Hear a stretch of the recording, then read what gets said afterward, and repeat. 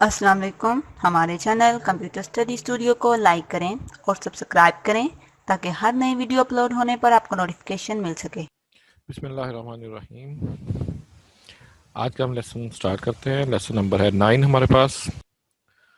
Constant and the types of constant. Variable हमने कहा था कि हमारे पास ऐसी मेमोरी लोकेशंस है जिसमें हम कोई वैल्यू स्टोर करेंगे और वो value through out program execution change हो सकती है। बाद सिचुएशन ऐसी होती है कि वो वैल्यू चेंज हो जाती है और बाद में चेंज नहीं होती। लेकिन कुछ प्रोग्राम्स ऐसे होते हैं जहां पे हम एक ऐसी वैल्यू को यूज करते हैं कि जो थ्रू आउट प्रोग्राम चेंज नहीं होती। जब प्रोग्राम शुरू में चलता है जितनी वैल्यू शुरू में थी और जब प्रोग्राम आपका एंड होता है वो वैल्यू उसमें उतनी ही रहती है। तो ऐसे हमारे पास मेमोरी लोकेशन जिसकी वैल्यू चेंज ना हो थ्रू आउट प्रोग्राम एग्जीक्यूशन, उसको हम कांस्टेंट का नाम देते हैं। ये भी मेमोरी लोकेशन ही होती है। वैल्यूज इसके अंदर भी हमने खुद ही स्टोर करना होती है। A constant is a quantity that cannot be changed during program execution. Suppose मेरा प्रोग्राम शुरू में चला, एक मैंने वहां पे मेमोरी लोकेशन बनाई और उसमें मैंने वैल्यू 100 स्टोर कर दी ए में। जब प्रोग्राम मेरा एंड हुआ ए की वैल्यू 100 ही रही। थोड़ा इसको एक्सप्लेन करते हैं।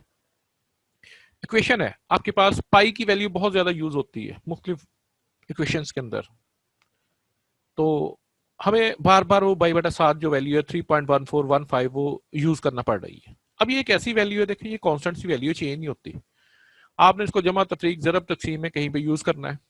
हम क्या करते हैं कि एक मेमोरी लोकेशन बनाते हैं और उसके अंदर ये वैल्यू जो है 3.1415 स्टोर कर देते हैं जहां कहीं भी। और मैं इस वैल्यू का नाम रख देता हूं, फर्ज करें एक्स।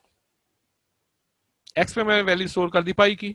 अब जहां भी कैलकुलेशन में आपको पाई की वैल्यू की जरूरत होगी तो बजाय इसके कि आप उसकी वैल्यू 3.1415 लिखें, आप वहां पे जो आपने मेमोरी लोकेशन को नाम दिया हुआ था एक्स, उसको वहां पे यूज करें। लाइक एक नंबर है और उसमें मैंने पाई की वैल्यू को जमा करना है, वो नंबर है ए। तो आप करते हैं ए प्लस एक्स। एक्स में क्या है? पाई की वैल्यू। ए में जो डाटा होगा उसमें उसको जमा कर दे, मल्टीप्लाई कर ले, उसको डिवाइड कर ले, वट एवर जो भी हमारा उस वक्त रिक्वायरमेंट होगी। तो हम कह रहे हैं कांस्टेंट एक ऐसी चीज है, मेमोरी लोकेशन है, जिसका डाटा, जिसकी वैल्यू जो होती है throughout program execution change नहीं होती। Types of constant. C provide the following types of constant. सबसे पहले है numeric constants, character constants and string constants. Numeric, numbers, digits, इसको हम न्यूमेरिक्स का नाम देते हैं। कैरेक्टर, आपके पास अल्फाबेट्स आ जाते हैं। और स्ट्रिंग्स हमारे पास होते हैं combination of characters, combination of alphabets. अब इनकी डिटेल आगे देखते हैं। सबसे पहले numeric constant. Numeric, numbers, digits को हम कहते हैं। और डिजिट्स हमारे पास है 0 to 9, टोटल 10 डिजिट है। Numeric constant consist of numbers, it can be further divided into two types. सबसे पहली बात कि जैसे ही न्यूमेरिक या डिजिट्स का हमारे पास जिक्र आता है तो फौरन आपके जहन में आना चाहिए होल नंबर। इसमें कोई फ्रिक्शन पार्ट नहीं होता, इंटीजर्स होते हैं ये, और इंटीजर में फ्रिक्शन पार्ट या इशारिया यूज नहीं होता। वो कहता है कि न्यूमेरिक हम दो हिस्सों के अंदर डिवाइड करते हैं। सबसे पहले integer constant. Integer constants are numeric value without fraction और डेसिमल पॉइंट।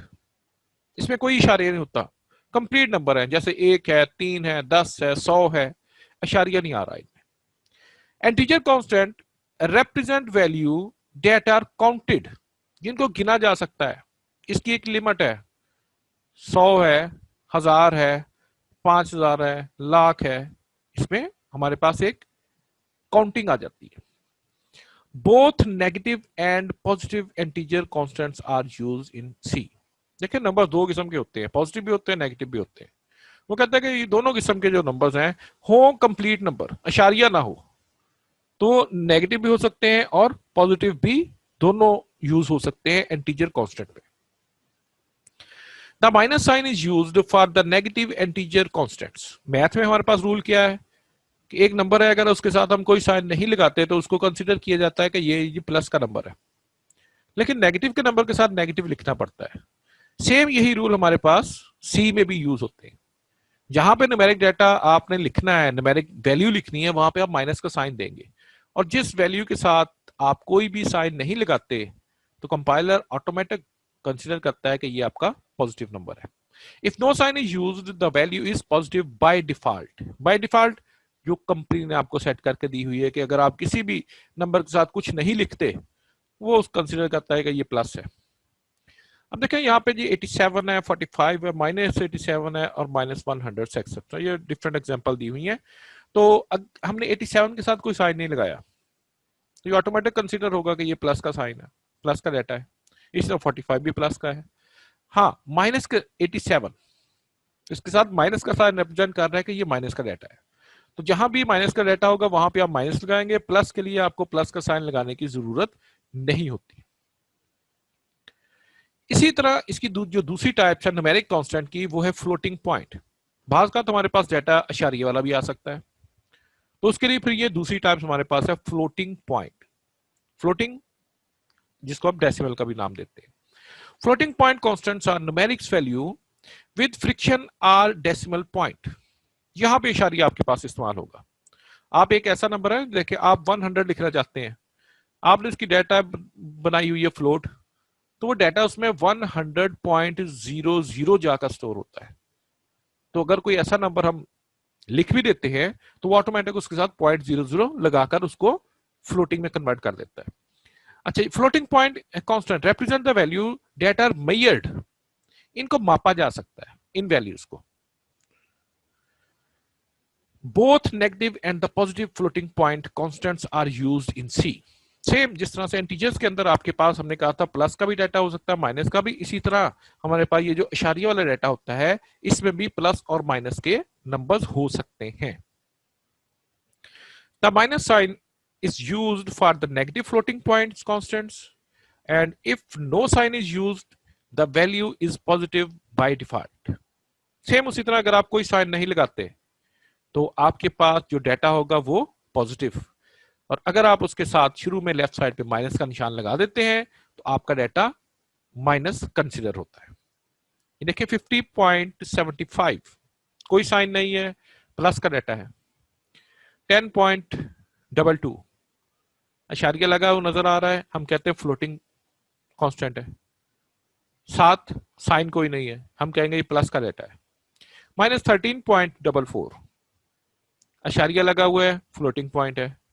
साथ लेफ्ट साइड पे माइनस का साइन भी है, नेगेटिव डाटा है, तो ये नेगेटिव फ्लोटिंग पॉइंट कांस्टेंट कहलाएगा। अब आ जाते हैं दूसरी टाइप, कैरेक्टर कांस्टेंट। न्यूमेरिक हमने डिस्कस किया और न्यूमेरिक की दो टाइप थी, इंटीजर एंड फ्लोट, अशारिये वाला और बगैर इशारिये के। अब आ जाता है कैरेक्टर कांस्टेंट। जब भी हम कैरेक्टर की बात करते हैं ना, कैरेक्टर से मीन ये होता है कि आपके पास अल्फाबेट्स, आपके डिजिट्स और आपके कीबोर्ड पे जो स्पेशल कैरेक्टर्स हैं वो सारे इसमें शामिल होते हैं। आप कह लें कि पूरा कीबोर्ड आपका वहां पे। Any character written within single quotation is known as character constant. Single quotations, ये देखिएगा आपको ऊपर थोड़ा सा अगर नजर आ रहा है ये वाला साइन, जिसको हम एपोस्ट्रोफी भी पढ़ते हैं। सिंगल कोटेशंस, इसके अंदर आपने एक कोई बटन प्रेस करना है, कोई एक बटन। वो बटन आपका एबीसी हो सकता है अल्फाबेट्स, वो बटन आपका डिजिट हो सकता है 0 to 9, वो बटन आपका कोई स्पेशल कैरेक्टर हो सकता है, लेकिन दो कैरेक्टर इकट्ठे इसमें स्टोर नहीं हो सकते। ऑल अल्फाबेट कैरेक्टर्स, तमाम A B C, digits 0 to 9 and special symbol can be used as character constant. इन तमाम को वो कहता है कि आप एज ए कैरेक्टर कांस्टेंट इस्तेमाल कर सकते हैं। सिंपल अल्फाज में अगर कहें कि हमारे कीबोर्ड के तमाम button as a character constant इस्तेमाल हो जाते हैं जिसपे साइन बने हुए। The maximum length of a character constant is 1 character. अब देखिए इसकी विड्थ ही कितनी है एक कैरेक्टर की, इसीलिए हम इसके अंदर एक कैरेक्टर ही स्टोर कर सकते हैं। मेमोरी में इसको 1 बाइट की ही जगह मिलनी है। एग्जाम्पल, सिंगल कोट्स है, कैपिटल ए लिखा हुआ है। सिंगल कोट है, स्मॉल सी। सिंगल कोट्स है, आपने डिजिट 5 लिखा हुआ है, ये स्पेशल कैरेक्टर लिखा हुआ है। ये सारे आपके पास वैलिड्स हैं और as a character constant use हो रहे हैं। String constant. सबसे पहले स्ट्रिंग क्या चीज होती है? स्ट्रिंग होता है कॉम्बिनेशन ऑफ कैरेक्टर्स, एक से ज्यादा कैरेक्टर्स का मजमुआ। कैरेक्टर में क्या था? सिंगल बटन, सिंगल एक अल्फाबेट, सिंगल डिजिट या सिंगल स्पेशल कैरेक्टर्स। लेकिन अगर आप उसका कॉम्बिनेशन यूज करना चाहते हैं तो उसको हम स्ट्रिंग पढ़ेंगे। A collection of characters written in double quotation mark is called string or string constant. अब इसमें फर्क क्या हुआ कैरेक्टर से?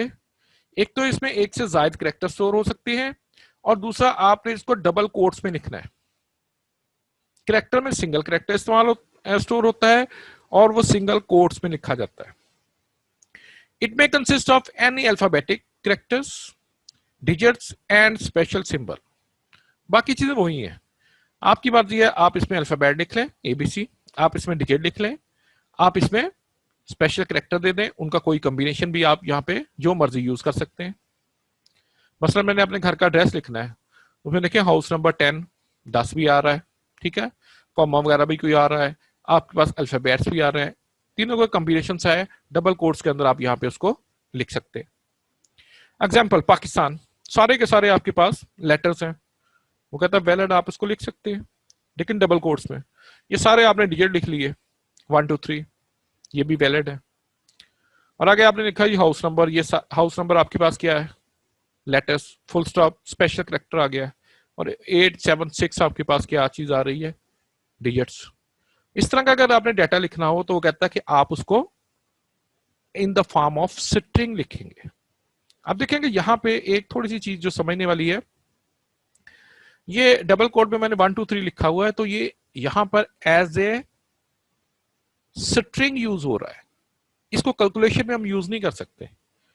जमा तफरीक जरब तकसीम अगर आप इस पे करेंगे तो आपके पास उसका रिजल्ट एक्यूरेट नहीं आता होता। वो आगे हम डिस्कस करेंगे प्रोग्राम में जाकर जब डेटा टाइप्स पढ़ेंगे। तो ये हमारे पास आज का लेक्चर था जिसमें हमने देखा कि हमारे पास कांस्टेंट और कांस्टेंट की टाइप्स क्या होती है। इंशाल्लाह नेक्स्ट लेक्चर में हम फिर मिलते हैं, उस वक्त तक अल्लाह हाफिज।